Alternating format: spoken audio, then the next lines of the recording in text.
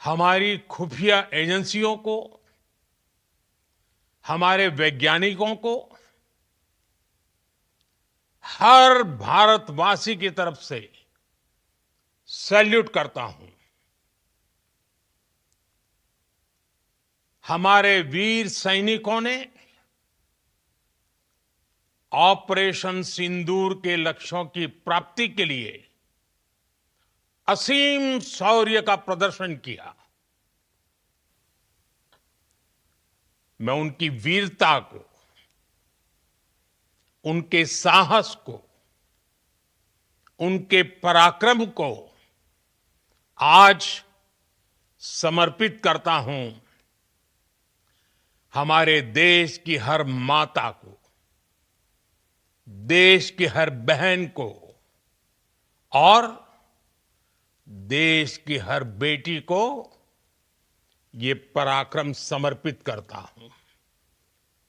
साथियों, 22 अप्रैल को पहलगाम में आतंकवादियों ने जो बर्बरता दिखाई थी, उसने देश और दुनिया को झकझोर दिया था। छुट्टियां मना रहे निर्दोष मासूम नागरिकों को धर्म पूछकर उनके परिवार के सामने, उनके बच्चों के सामने बेरहमी से मार डालना, यह आतंक का बहुत विभत्स चेहरा था, क्रूरता थी। ये देश के सद्भाव को तोड़ने की घिनौनी कोशिश भी थी। मेरे लिए व्यक्तिगत रूप से ये पीड़ा बहुत बड़ी थी।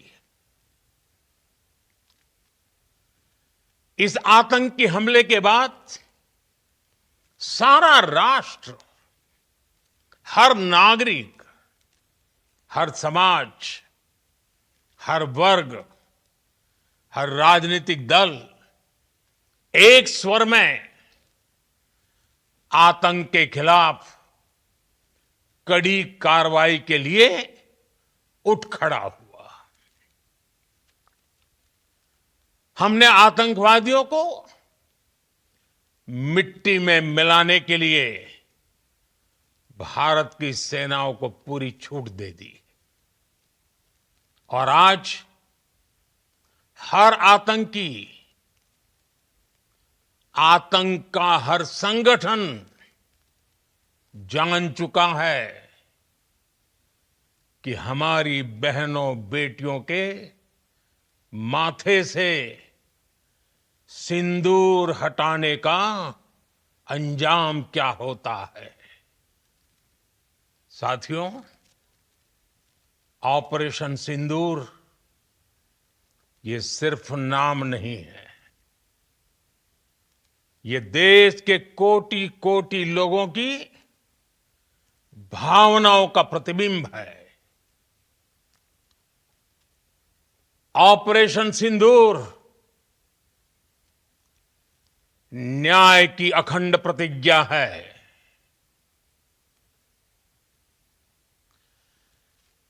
6 मई की देर रात, 7 मई की सुबह पूरी दुनिया ने इस प्रतिज्ञा को परिणाम में बदलते देखा है। भारत की सेनाओं ने पाकिस्तान में आतंक के ठिकानों पर,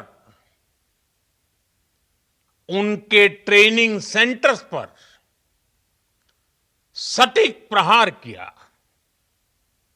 आतंकियों ने सपने में भी नहीं सोचा था कि भारत इतना बड़ा फैसला ले सकता है, लेकिन जब देश एकजुट होता है, नेशन फर्स्ट की भावना से भरा होता है, राष्ट्र सर्वोपरि होता है, तो फौलादी फैसले लिए जाते हैं,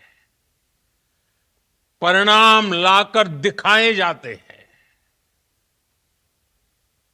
जब पाकिस्तान में आतंक के अड्डों पर भारत की मिसाइलों ने हमला बोला, भारत के ड्रोन्स ने हमला बोला, तो आतंकी संगठनों की इमारतें नहीं, बल्कि उनका हौसला भी थर्रा गया। बहावलपुर और मुरिद के जैसे आतंकी ठिकाने एक प्रकार से ग्लोबल टेररिज्म की यूनिवर्सिटीज रही है। दुनिया में कहीं पर भी जो बड़े आतंकी हमले हुए हैं, चाहे 9/11 हो, चाहे लंदन ट्यूब बॉम्बिंग हो, या भारत में दशकों से जो बड़े बड़े आतंकी हमले हुए हैं, उन सब के तार कहीं ना कहीं आतंक के इन्हीं ठिकानों से जुड़ते रहे हैं। आतंकियों ने हमारी बहनों का सिंदूर उजाड़ा था, इसलिए भारत ने आतंक के ये हेडक्वार्टर्स उजाड़ दिए। भारत के इन हमलों में 100 से अधिक खूंखार आतंकवादियों को मौत के घाट उतारा गया है। आतंक के बहुत सारे आका बीते 2.5-3 दशकों से खुलेआम पाकिस्तान में घूम रहे थे, जो भारत के खिलाफ साजिशें करते थे। उन्हें भारत ने एक झटके में खत्म कर दिया। साथियों, भारत की इस कार्रवाई से पाकिस्तान घोर निराशा में गिर गया था, हताशा में गिर गया था, बौखला गया था। और इसी बौखलाहट में उसने एक और दुस्साहस किया।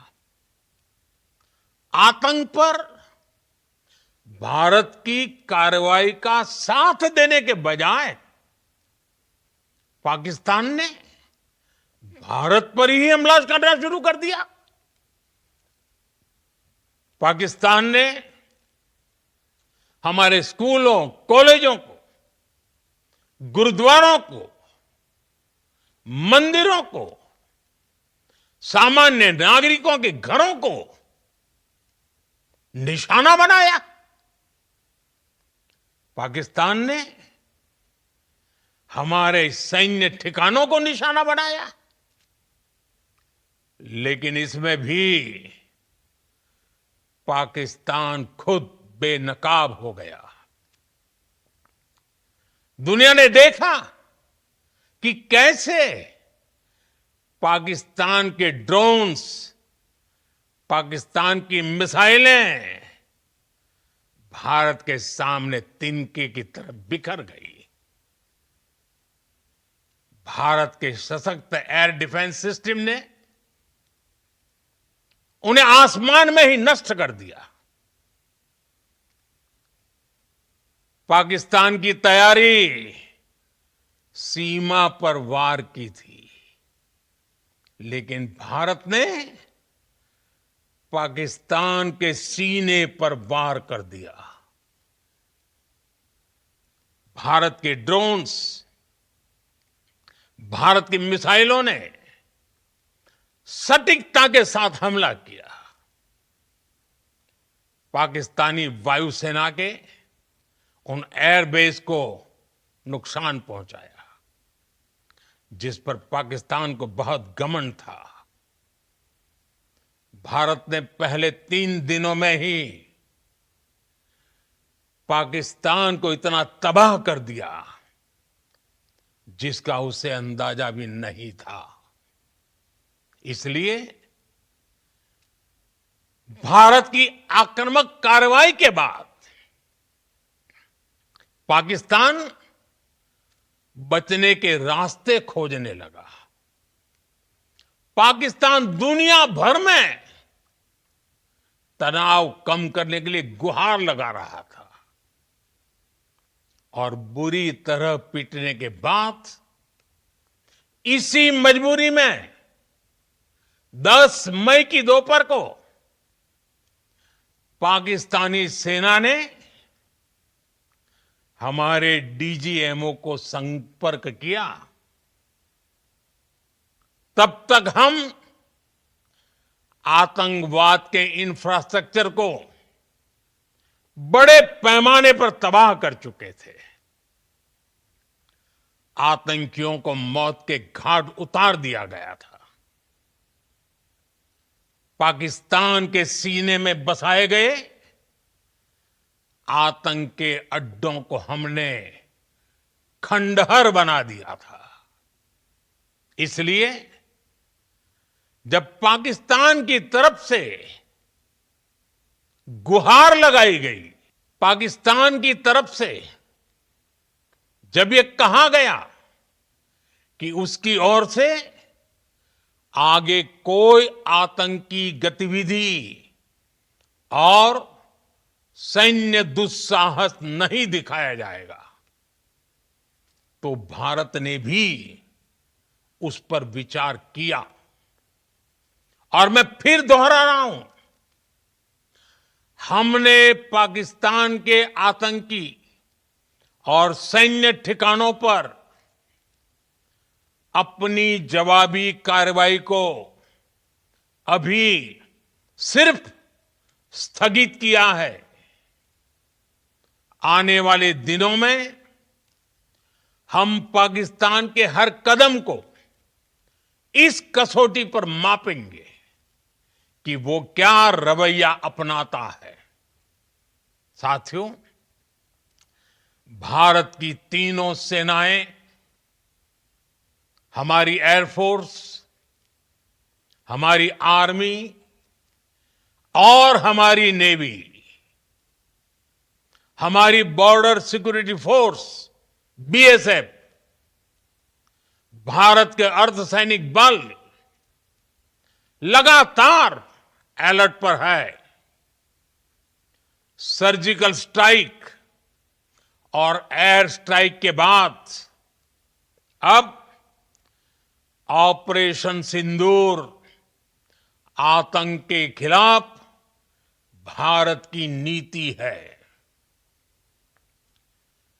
ऑपरेशन सिंदूर ने आतंक के खिलाफ लड़ाई में एक नई लकीर खींच दी है, एक नया पैमाना, न्यू नॉर्मल तय कर दिया है।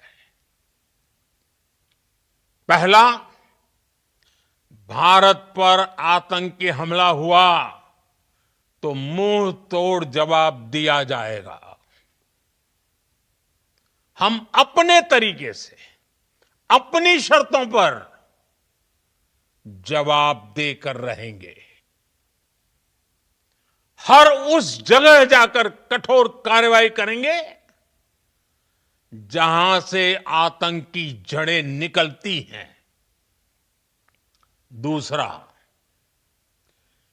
कोई भी न्यूक्लियर ब्लैकमेल भारत नहीं सहेगा। न्यूक्लियर ब्लैकमेल की आड़ में पनप रहे आतंकी ठिकानों पर भारत सटीक और निर्णायक प्रहार करेगा। तीसरा, हम आतंक की सरपरस्त सरकार और आतंक के आकाओं को अलग अलग नहीं देखेंगे। ऑपरेशन सिंदूर के दौरान दुनिया ने पाकिस्तान का वो घिनौना सच फिर देखा है, जब मारे गए आतंकियों को विदाई देने पाकिस्तानी सेना के बड़े बड़े अफसर उमड़ पड़े। स्टेट स्पॉन्सर्ड टेररिज्म का ये बहुत बड़ा सबूत है। हम भारत और अपने नागरिकों को किसी भी खतरे से बचाने के लिए लगातार निर्णायक कदम उठाते रहेंगे। साथियों, युद्ध के मैदान पर हमने हर बार पाकिस्तान को धूल चटाई है और इस बार ऑपरेशन सिंदूर ने नया आयाम जोड़ा है। हमने रेगिस्तानों और पहाड़ों में अपनी क्षमता का शानदार प्रदर्शन किया और साथ ही न्यू एज वॉरफेयर में भी अपनी श्रेष्ठता सिद्ध की। इस ऑपरेशन के दौरान हमारे मेड इन इंडिया हथियारों की प्रामाणिकता सिद्ध हुई।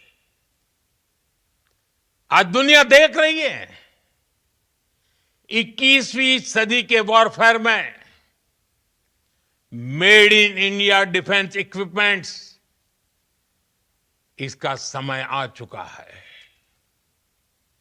साथियों, हर प्रकार के आतंकवाद के खिलाफ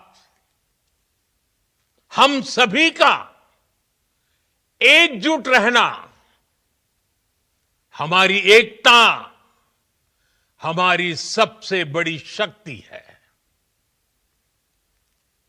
निश्चित तौर पर यह युग युद्ध का नहीं है, लेकिन ये युग आतंकवाद का भी नहीं है। टेररिज्म के खिलाफ जीरो टॉलरेंस, ये एक बेहतर दुनिया की गारंटी है। साथियों, पाकिस्तानी फौज,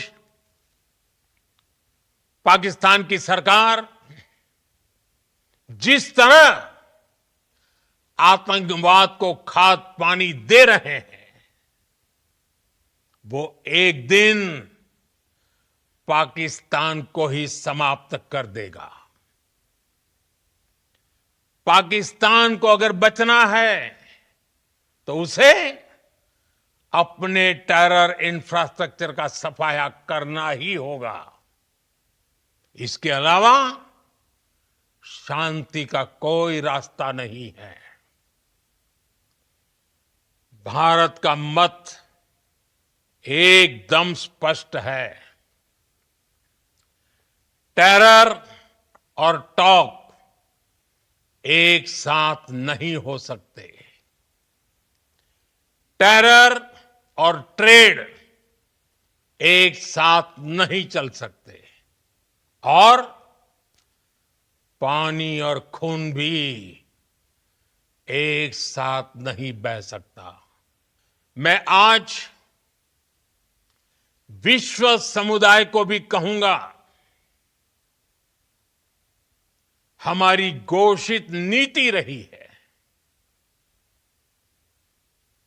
अगर पाकिस्तान से बात होगी तो टेररिज्म पर ही होगी। अगर पाकिस्तान से बात होगी तो पाक ऑक्युपाइड कश्मीर पीओके उस पर ही होगी।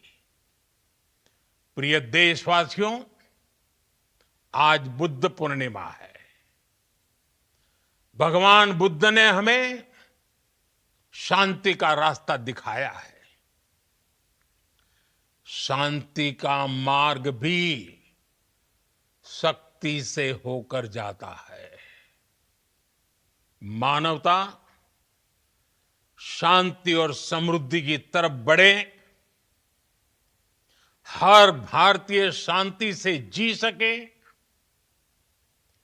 विकसित भारत के सपने को पूरा कर सके, इसके लिए भारत का शक्तिशाली होना बहुत जरूरी है। और आवश्यकता पड़ने पर इस शक्ति का इस्तेमाल भी जरूरी है। और पिछले कुछ दिनों में भारत ने यही किया है। मैं एक बार फिर भारत की सेना और सशस्त्र बलों को सैल्यूट करता हूं। हम भारतवासी के हौसले,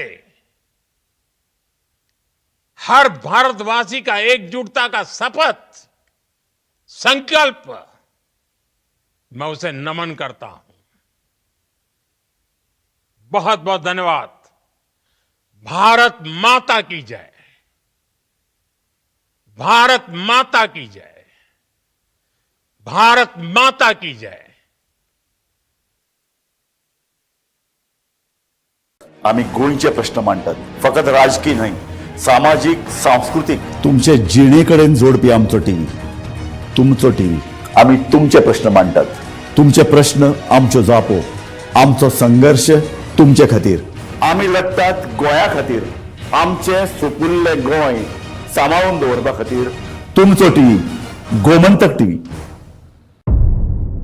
मध्यरात्री ते फातोड मेरेन आणि फातोड सावन सकाळी मेरेन गोंयांत कितें कितें घडलें पळयात आवाज गोंयचो सकाळी 11 वरांचेर लायव्ह। दनपार मेरेनच्या मुखेल खबरांचो नियाळ घेयात लंच टाइम न्यूजात दनपारच्या 1 वराचेर गोमंतक टीव्हीचेर लायव्ह। गरमागरम चाय वांगडा पळयात दिसभराच्यो गरम खबरो सांजेच्या 4 वराचेर गोमंतक टीव्हीच्या टी टाइम बुलेटिनात। संबंध राज्यांत घडपी घडणुकांचो सखोल नियाळ, 70 ते काणकोण आणि बार्देस ते केपें घडिल्ली प्रत्येक खबर पळयात प्रायम टाइम बुलेटिन सांजेच्या 7 वरांचेर गोमंतक टुडे लायव्हार। तुमचे कडेन वेळ ना, तुम्ही व्यस्त आसात जाल्यार पळयात गोंयभरच्यो महत्वाच्यो बातम्यो टॉप 25 लायव्ह रातच्या 8:30 वरांचेर। गोमंतक टीव्ही, गोंयच्या प्रजेचा आवाज। या दर्याक पळयतकीर म्हज्या मनात खूबशे तरंग उठतात, खूबशी ल्हारां उसळटात। या दर्याच्या पोटात लिपला कितें? या दर्यान कितली गुपितां आपल्या पोटात लिपयल्यात? गोमंतक टीव्ही, आमी बातम्यो खोलायेन सोदतात, आमी खोलाय